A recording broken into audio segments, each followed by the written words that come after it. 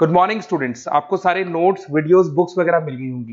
Basically थोड़ा सा मेरे बारे में बताता हूँ। मेरा नाम पुनीत है। एमबीए का क्लासेस लेता हूँ। 2006 से पढ़ा रहा हूँ। 20 इयर्स का मेरे को एक्सपीरियंस है। Viju, Poornima, JECRC, Arya, ILM, IRM, IPS business school सब में मैं जा रहा हूँ और एज अ गेस्ट फैकल्टी पढ़ा रहा हूँ। और इवनिंग में मेरा क्लासेस चलता है, ऑनलाइन ऑफलाइन रिकॉर्डेड, तीनों मोड पे क्लासेस चलता है। उसके अलावा एक टॉप कॉलेज है एमबीए का, आईएम अहमदाबाद, वहां मैं बच्चों को हर साल लेके जाता हूँ।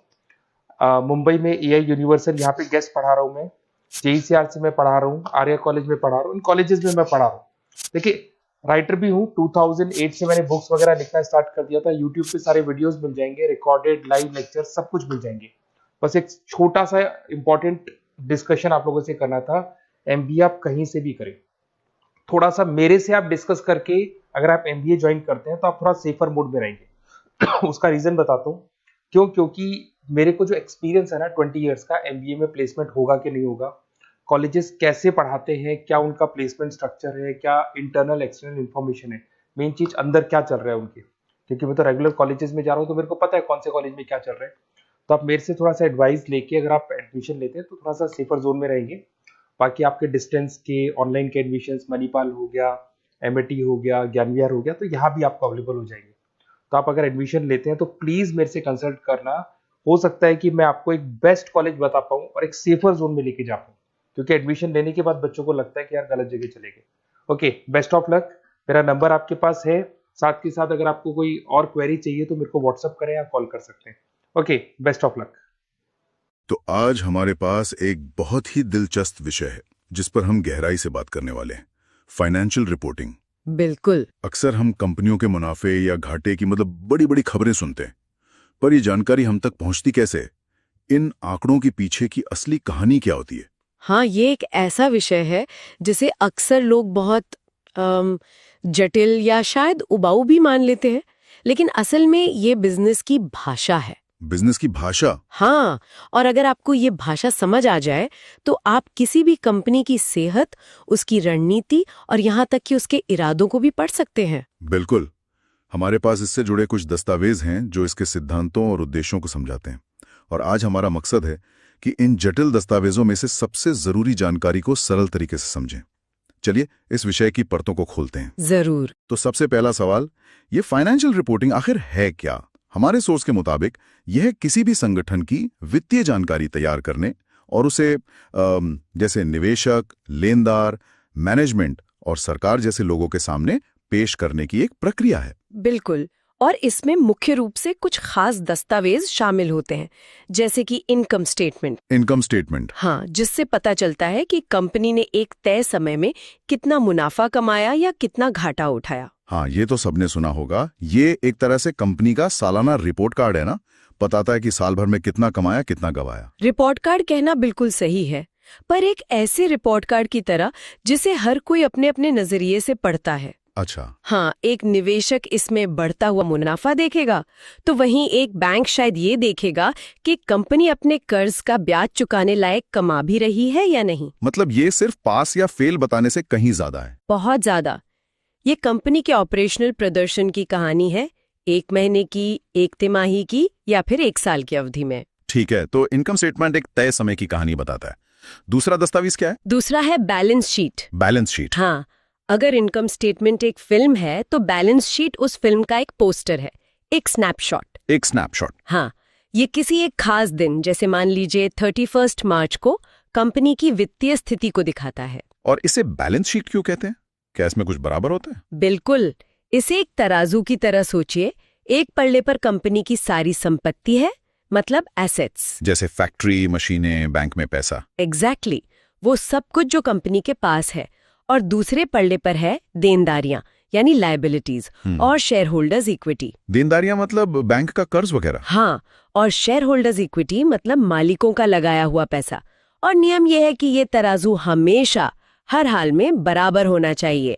Assets is equal to liabilities plus equity. तो बहुत दिलचस्प है। तो हमारे पास एक फिल्म हो गई, इनकम स्टेटमेंट, और एक पोस्टर जो है बैलेंस शीट। तीसरा क्या है? तीसरा और शायद सबसे कम समझा जाने वाला किरदार है cash flow statement. Cash flow statement? बहुत से लोग सोचते हैं कि अगर कंपनी मुनाफे में है तो उसके पास बहुत सारा कैश होगा, पर ऐसा हमेशा सच नहीं होता। मुनाफा और कैश, ये दो अलग अलग चीजें हैं। ये समझना थोड़ा मुश्किल है। अगर कोई कंपनी प्रॉफिट कमा रही है तो उसके पास कैश क्यों नहीं होगा? मान लीजिए आपकी कंपनी ने 1 करोड़ का माल बेचा, तो इनकम स्टेटमेंट पर ये 1 करोड़ की सेल और उस पर मुनाफा दिखाएगा, है ना? हाँ, बिल्कुल। लेकिन अगर खरीदार ने कहा कि वो पैसा 3 महीने बाद देगा, तो आपके खाते में आज 1 रुपया भी नहीं आया। आपका प्रॉफिट कागज पर है, पर बैंक अकाउंट खाली है। ओह, कैश फ्लो स्टेटमेंट इसी हकीकत को दिखाता है। ये बताता है कि असल में कंपनी के अंदर कितना कैश आया और कितना बाहर गया।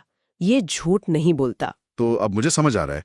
इनकम स्टेटमेंट बताता है कि कंपनी कितनी प्रॉफिटेबल है, बैलेंस शीट बताती है कि वो कितनी स्टेबल है, और कैश फ्लो स्टेटमेंट बताता है कि वो कितनी लिक्विड है, मतलब उसके पास असल में कैश कितना है। आपने बिल्कुल सही सार निकाला है। ठीक है, तो ये तो हुई क्या की बात। अब आते हैं सबसे दिलचस्प सवाल पर, क्यों?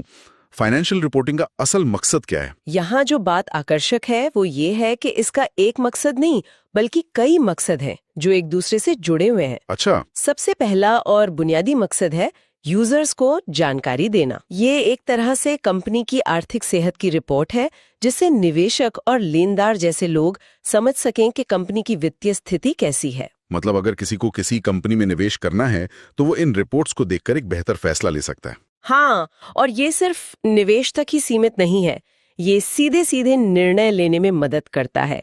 जैसे एक लेनदार मतलब क्रेडिटर ये तय कर सकता है कि कंपनी को उधार देना सुरक्षित है या नहीं। हमारे सोर्स में पारदर्शिता मतलब ट्रांसपेरेंसी पर भी बहुत जोर दिया गया है। ये भी एक बड़ा मकसद हुआ। ये एक बहुत जरूरी सवाल उठाता है।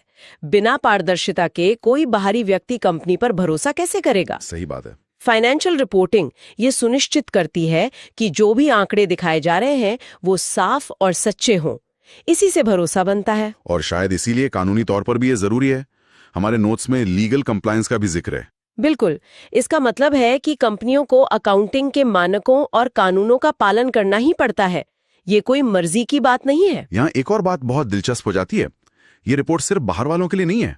सोर्स के मुताबिक ये मैनेजमेंट के प्रदर्शन को आंकने का भी एक तरीका है। बिल्कुल, अगर हम इसे बड़े पैमाने पर देखें तो निवेशक इन रिपोर्ट्स को देखकर ये अंदाजा लगा सकते हैं कि मैनेजमेंट कंपनी को कितनी कुशलता से चला रहा है।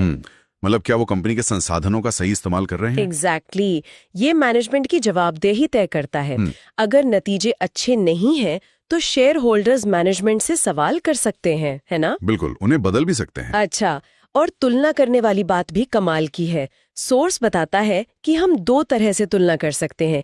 एक है इंट्राफॉर्म यानी कंपनी के अपने ही पिछले सालों के प्रदर्शन से तुलना करना। हाँ, कि इस साल का प्रदर्शन पिछले साल से बेहतर है या नहीं।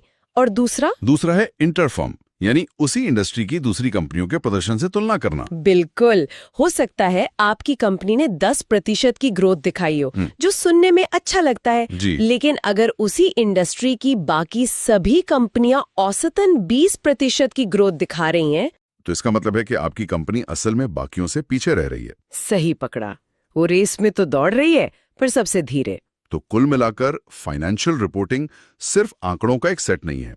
ये एक शक्तिशाली साधन है जो जानकारी देता है, निर्णय लेने में मदद करता है, भरोसा कायम करता है, प्रदर्शन का मूल्यांकन करता है और कानूनी अनुपालन भी सुनिश्चित करता है। तो इन दस्तावेजों को देखने के बाद क्या समझ में आता है? फाइनेंशियल रिपोर्टिंग सिर्फ कुछ उबाऊ कागजात नहीं है, बल्कि ये किसी भी बिजनेस की कहानी बताने का एक तरीका है। हाँ, एक कहानी कि वो कितना कमा रही है, उसके पास क्या संपत्ति है, उस पर क्या देनदारियां हैं, और भविष्य में वो कहाँ जा रही है। एकदम सही। और ये सिर्फ अकाउंटेंट्स या फाइनेंस के विशेषज्ञों के लिए नहीं है। हर वो व्यक्ति जो अर्थव्यवस्था में भागीदार है, चाहे वो निवेशक हो, कर्मचारी हो या सिर्फ एक जागरूक नागरिक हो, उसके लिए इन रिपोर्ट्स की भाषा को समझना एक बहुत बड़ी ताकत है। जब इतनी सारी जानकारी सार्वजनिक रूप से उपलब्ध है तो एक जानकार व्यक्ति और एक आम इंसान के बीच का फर्क शायद ये है कि कौन इन रिपोर्ट्स में छिपी कहानियों को पढ़ना और समझना जानता है। क्या ये सिर्फ आंकड़ों का खेल है या इसमें छिपे संकेतों को समझने की कला भी शामिल है?